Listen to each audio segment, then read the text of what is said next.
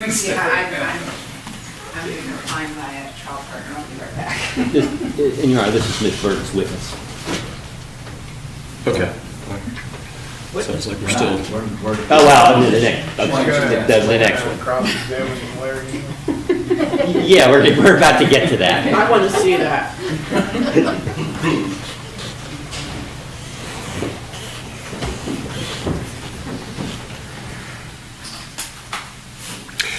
All right, I guess before we get started, before we do that, I've got all defendants present. We are just about, hopefully, to have all counsel necessary for the video.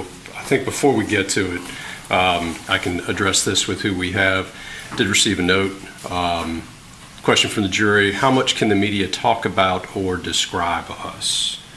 There was one. This is actually numbered, so this came from one of the jurors. Apparently they just noticed, I guess, media writing or taking notes. There's a little bit more. Actually, if you want to see the rest of the note, I just don't want to get too detailed with it. Come on. I'm going to mark it as courts 4. If you have any comments, I'm going to need y'all to get right on that microphone, please. It just goes into a descriptive, that's all. I don't want to do that. I'll put it in the record.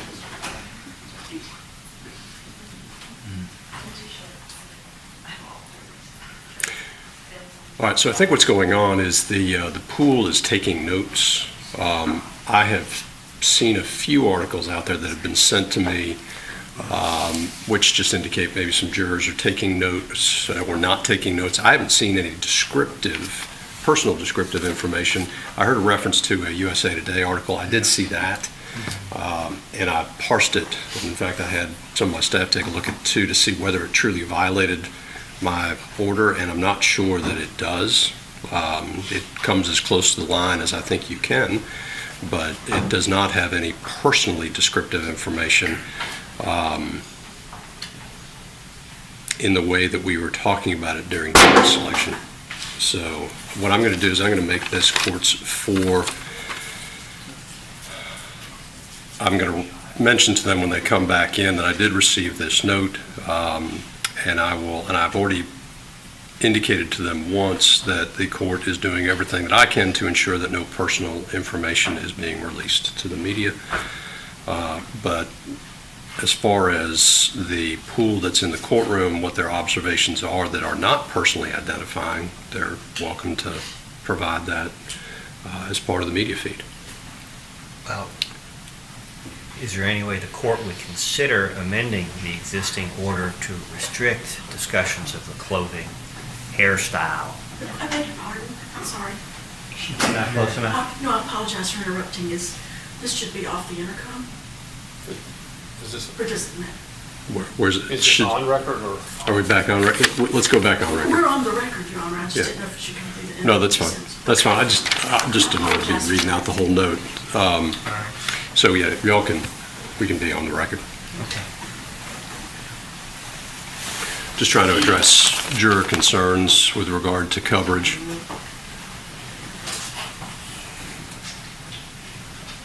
To answer your question, Mr. Goff, I don't,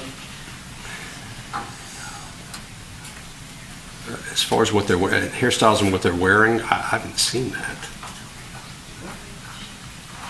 Of course, the primary concern here is for the jurors to be secure in their work.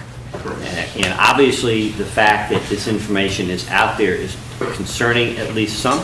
I would suggest that without going into the security arrangements for the jurors, once the jurors are released, in a manner of speaking, for the day, they could, in theory, be identified by the tie, the color of the tie, or the outfit, or the style of the hair. And I think, on balance, the right of the defendants to a fair trial takes priority over the First Amendment rights of the media here. And I think the court should consider amending the existing order to prohibit descriptions of the jurors that would allow someone to identify them either to or from their homes in this case.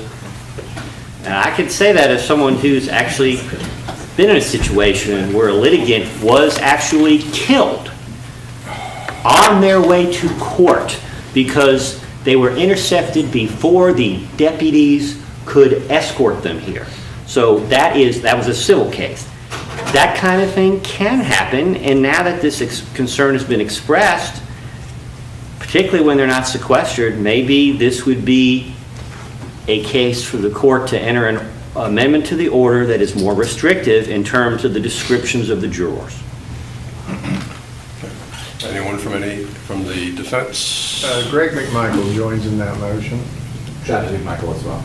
Well, I want to know, well, I'll consider it. Why don't you all figure out specifically, instead of me trying to figure out what that means, y'all let me know what you are asking for additional restrictive language from the court. I'll go ahead and consider it. Anything from the state? No, Your Honor. Okay. Again, I'm open to that. I'm just trying to work through the problem. I don't need it now.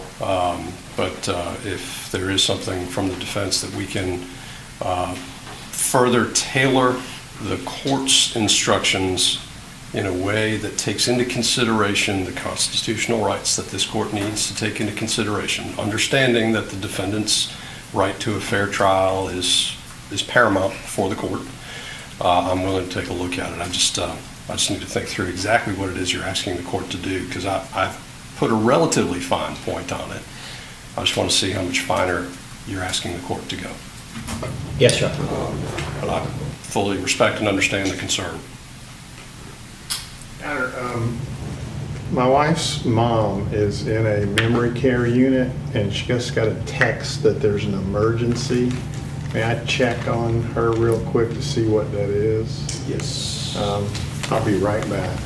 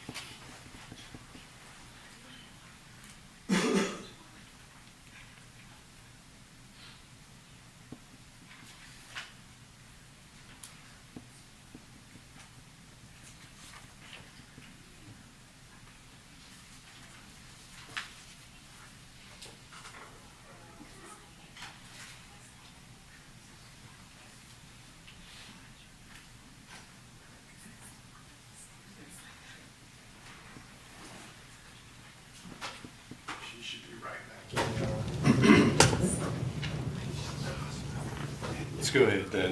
We'll get the panel in with all the movement. We probably should be settled. Are we okay to move forward with the video if need be? Yes, I believe so. She's just finishing up a phone call. I think they've had to take her to the hospital for some reason. I'm not sure what it was. Advise the court if I need to address something. My plan is to get the panel back in, address this question, and get the video started. I'll stay here and that's fine. We can go forward. Okay. All right, let's get that.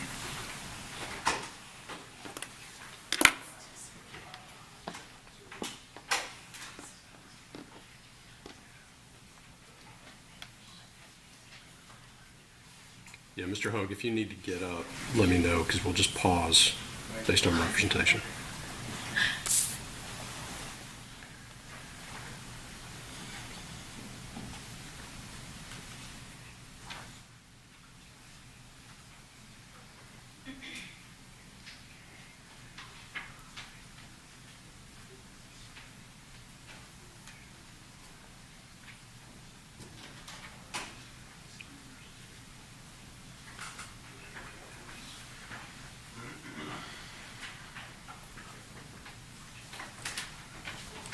So rise from the jury, please.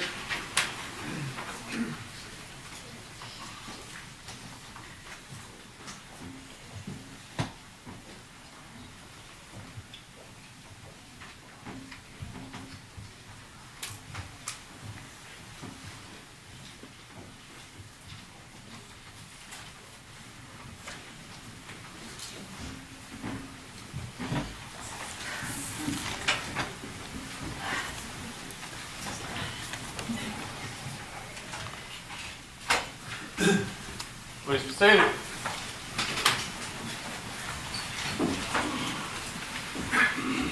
All right. Welcome back, ladies and gentlemen. Before we start with the video, I do want to address a note that came out. The note, although it's a little bit longer, the basics of the note is how much can the media talk about or describe us? That was actually signed by one of the jurors, but I assume others of you have the same question. We're going to go ahead and mark that as courts 4. Ladies and gentlemen, I've put some orders in place limiting the amount of personal information that can be released to the media during the course of this trial. I'll get it. Yeah. During the course of this trial, there are pool reporters in the courtroom who are reporting on what's happening in the courtroom. Those individuals may put non-personal information in there. For example, if jurors are taking notes, they're not going to hopefully do that by number, but whatever their observations are. But as far as personally identifying information, that is not to be released under the court's order. So that's how we're proceeding. But there is obviously interest in this case, and it's being reported on. All right? We're keeping an eye on that to the extent that we can. All right. I believe we are ready to get started again with the video. All right, let's go ahead.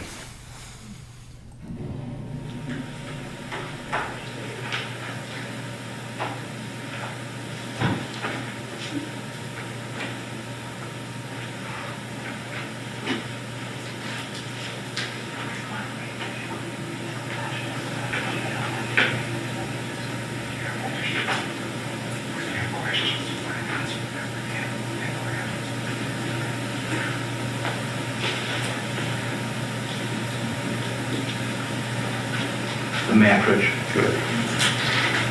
Mr. English, I'm handing you what's been marked as Travis McMichael's Exhibit number 3. Take a look at it, see if you recognize it.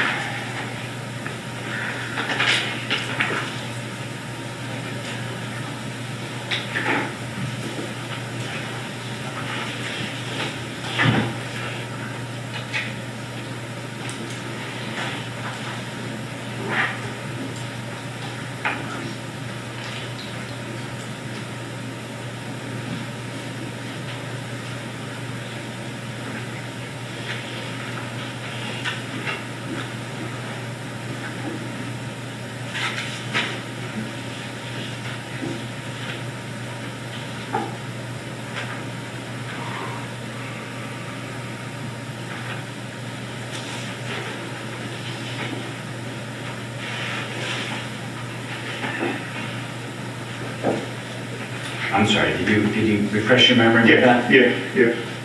Do you recognize Travis McMichael's exhibit number 3?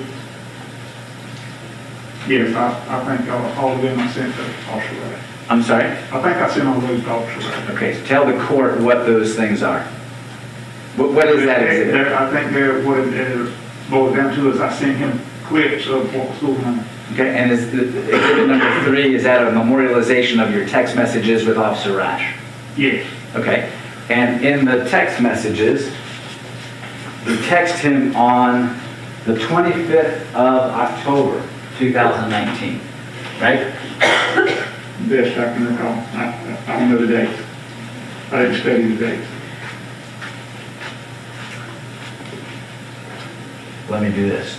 Does this accurately depict your text messages with Officer Rash? The best I can recall. At this point, I would tender Travis McMichael exhibit number 3. Objection. Mr. English, if the exhibit states that you texted him on October 25th, 2019, right here, would you disagree with that? No. And that would have been coinciding with the first time you saw the black male coming on your property at night. You Right? said the video clip that I sent Officer Rash would coincide with what? With the first time that that black male came on your property at night. I guess so. If the text and the video dates line up, I guess so. Right. You would have no reason to text him a video clip from October 25th if the black male hadn't been on your property October 25th. Exactly. Okay. You text him again on the 18th of November. Correct? If it's on there, I get it. And you text him several clips, both from the white couple and the black male on your property. The best I can recall. Okay. Is it fair to say, Mr. English, that through 2019, all the way into 2020, you didn't know who had stolen your electronics, your Yeti cooler from the boat that was parked at times at 220 Satilla Drive, right? I don't know. But you talked to your neighbors, right? Yes. You talked to Diego. Yes. You talked to Matt Albenzi. Yes. You talked to Kenny Wade. Yes.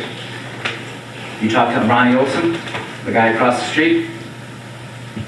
I don't talk to Ronnie very much. I don't remember any conversation about any of this with Ronnie. Did you know that he had surveillance cameras on his house?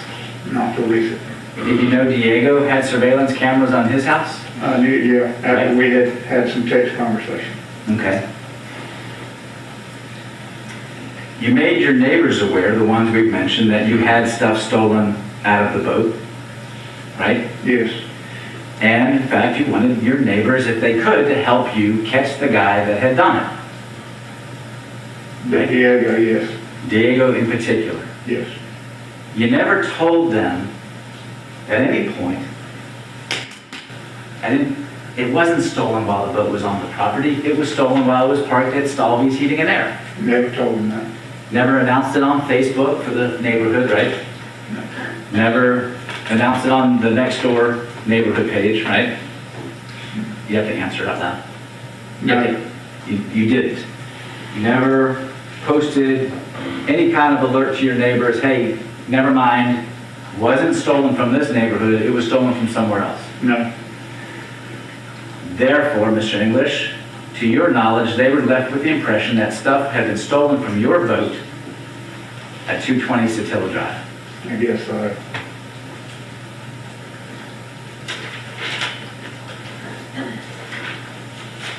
You were aware of other crime in the neighborhood besides what had been taken from your boat, right? Yes. You were aware that Travis McMichael himself had a gun stolen out of his truck, right? Yes. You were aware that Diego Perez had tools stolen out of his truck, right? Yes. You mentioned earlier that there was a neighbor at the front of the neighborhood who had some stuff stolen, right? Yes. Were you aware of any other crime in the neighborhood? Not that I can recall.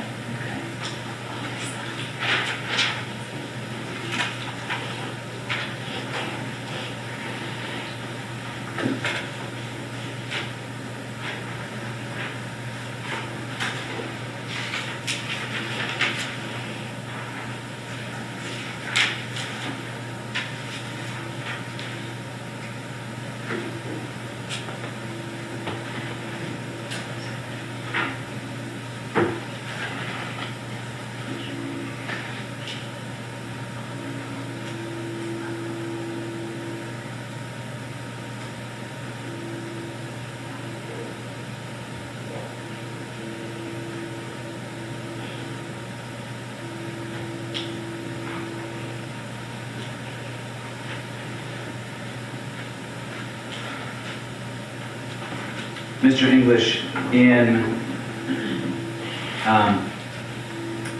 had a camper on the property, right? Yes. I don't know if any of our pictures depicts, Travis McMichael exhibit number 1. If I could hand that to you.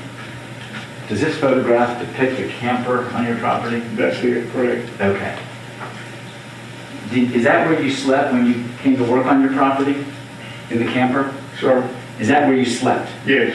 Did you bring your kids with you when you came to work on your property? And sometimes on the weekend. And they would In the sleep, summertime, maybe more. they would sleep in the camper as well? Yes. Okay. As of February 23rd, 2020, the same black male had been on your property now 4 times at night, right? Best I recall, yes. Been chased off by the police and by a neighbor on the 11th of February, right? Yes. Officer Rash, Travis McMichael, right? Yes. And yet he came back in the daytime on February 23rd, right? Yes.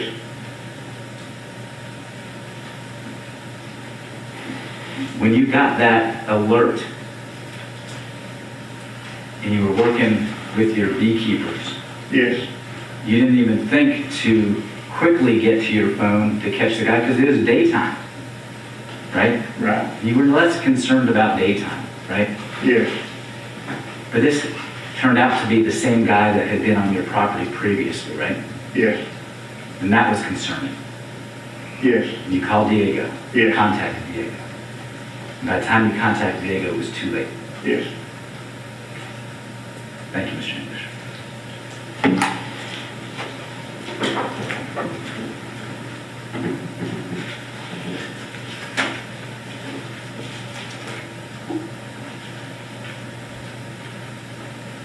Take a short recess.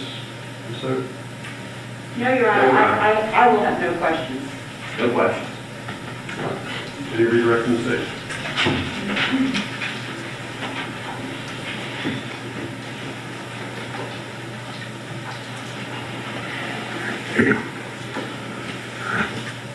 Mr. English, we first started back, you had mentioned you wanted to clarify something.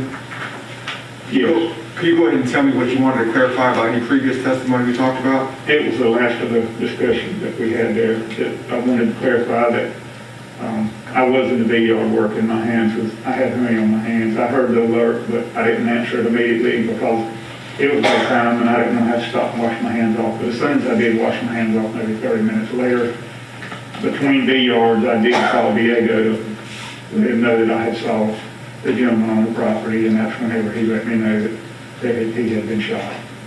Okay.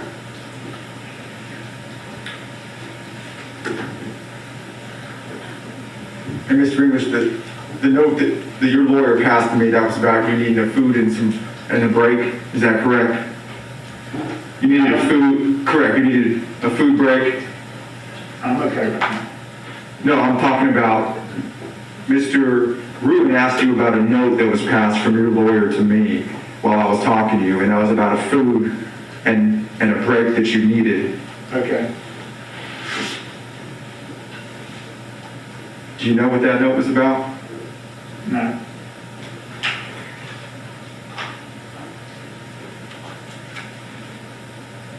Other than it said, I think I recall saying that she had notified somebody.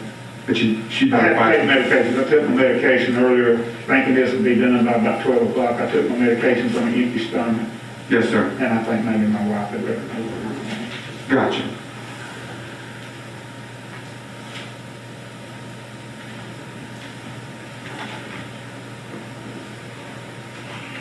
And for the record, I'm not sure we tendered that second 911 call into evidence, but if we did, we'll go ahead and tender the second clip from October 25th.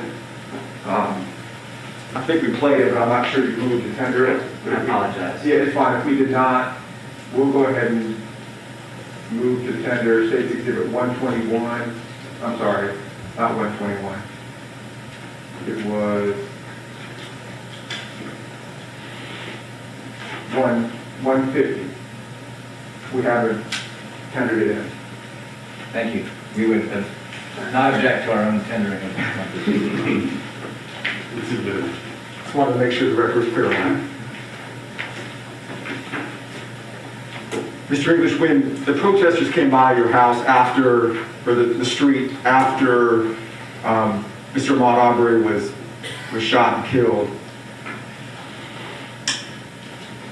and you had mentioned on cross that somebody had said they were going to bop you to some, or they used the word bop, you were going to get bopped. Yes, You remember that? yes. You're not sure what they meant by that. Is that correct? I wasn't sure until at that time, I guess he's about 11, so he told me what it meant. Your Honor, I'm sorry to interrupt. May we ask Mr. English to speak up a little bit? We're having a hard time now. Yeah. I think it's getting a little late and tired in the mask. So, Mr. English, you just try to speak up a little bit. Okay. Speak up. Just speak up. Yes, sir, okay. Thank you. About how many protesters were out there at any given point that you knew of? The street was constantly, people walking by. And you didn't know who they were, where they're from, or anything like that, is that correct? No, Okay, so you don't know who made that comment? yes, that was his cousin. Okay. He stated that that's the reason my cousin's dead, Okay. that I was the reason. Has any of that information, or I'm sorry, any of that event that happened, the protesting, has that caused you to come in here and alter your testimony or lie in any way? No, And so you're not lying or altering any testimony for or against the state or for or against any of these defendants, is that correct? no.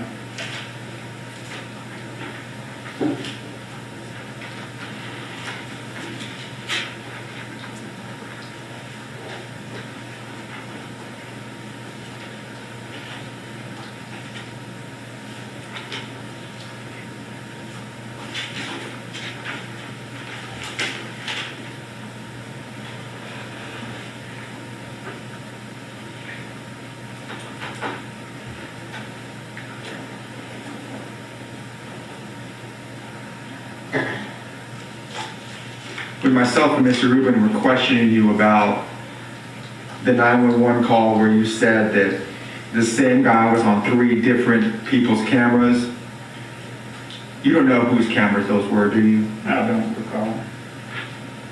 And do you know, you wouldn't know whether those cameras were inside or outside of any houses on that street? No,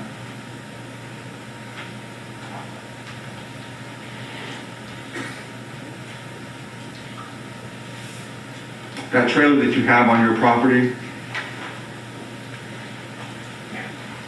from the time that you, well, let's say from October of 2019 to 2020, how often were you coming down to stay on the could property? you start over, repeat that, please? Yes, sir.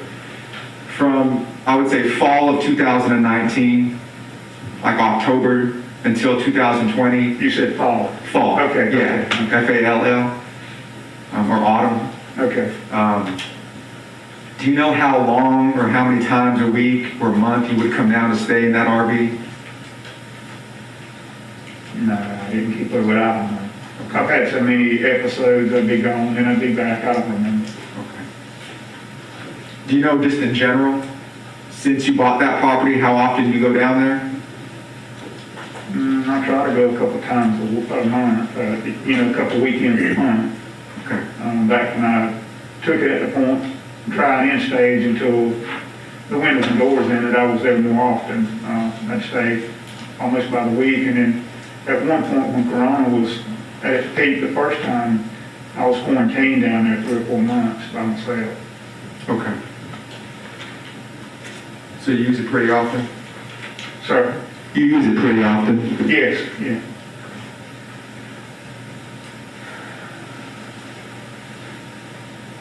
Mr. English, I'm going to put on the screen State Exhibit 127.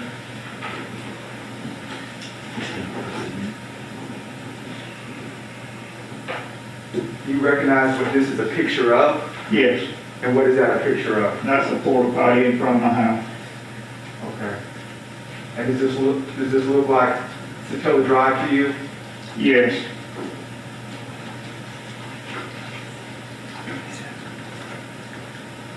At this time, state senator states to the 127 evidence? okay. Okay. No objection. Mr. English, have you ever seen people use this porta potty? Yes, And is there a water source right around here? yes, one of those white pipes right there close to where the cup's at. Have you ever seen people use that? Do what? Have you ever seen people use that before? Yes, Okay, and for what purpose? I guess whenever they get out of the porta potty, they wash their hands off.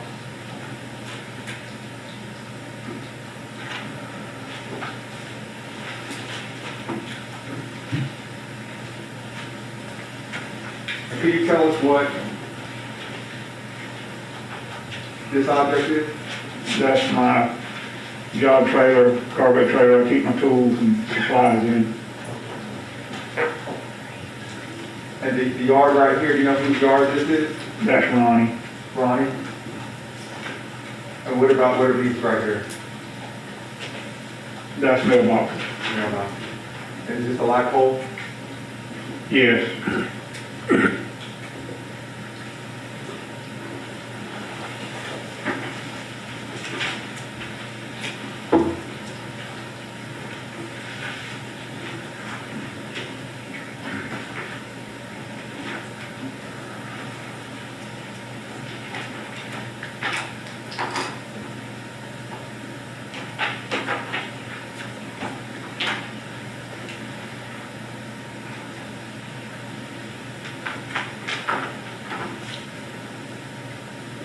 Mr. English, when you came down to visit your property, were you by yourself or did you bring your family with you? it was, different situations.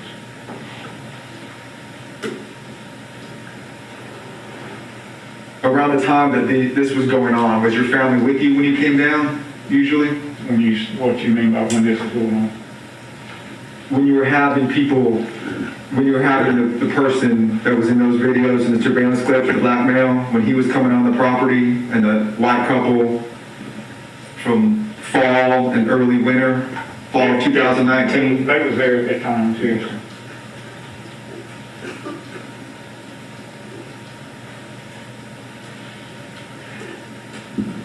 Did you know who would use that porta john in your property?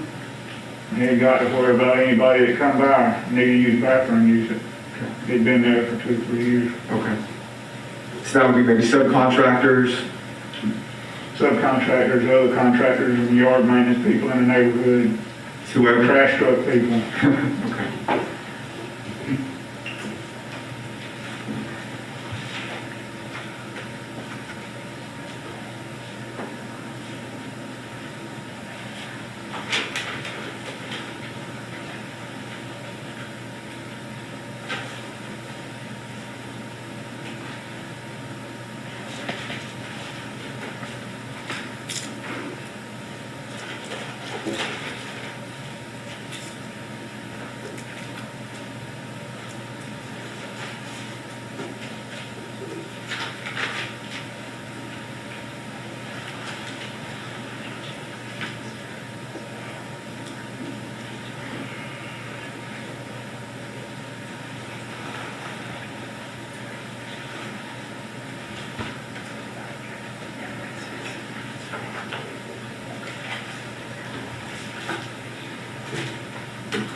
Mr. English, at the end of the day, out of all this, you just really wanted Mr. Arbery to not come back on your property, is that right? Yes. And you wish no harm on him? No. I'll let the further. Mr. Ruby? I don't have anything else, Your Honor. Nothing, Your Honor. We are back on.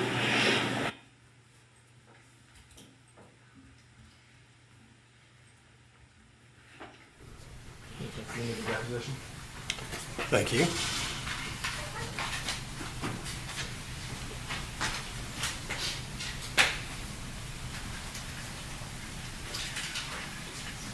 tendering in the deposition under States Exhibit 132 at this time. The transcript? No, the actual files. Okay. Is coming in for the record. I understand. Any objection? No, Your Honor. No, Your Honor. No, Your Honor. Admitted.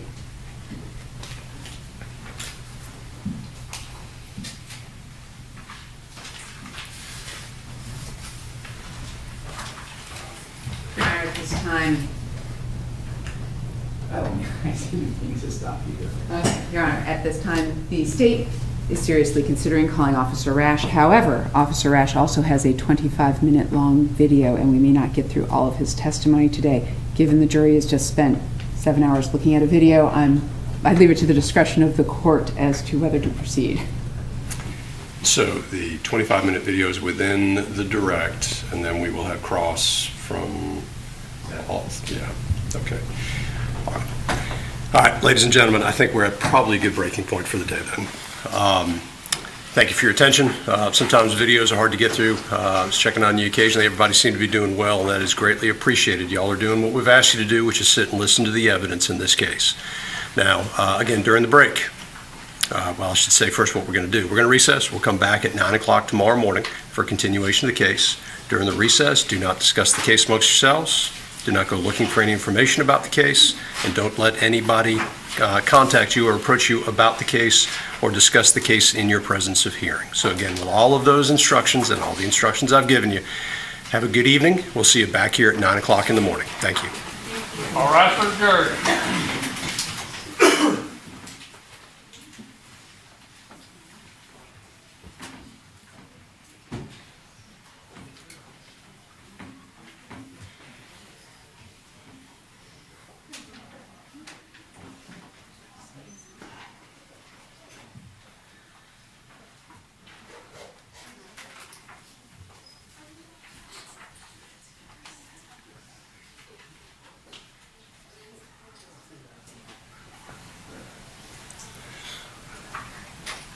Please seated. All right. Anything from the state before we recess? No, Your Honor, nothing from the state.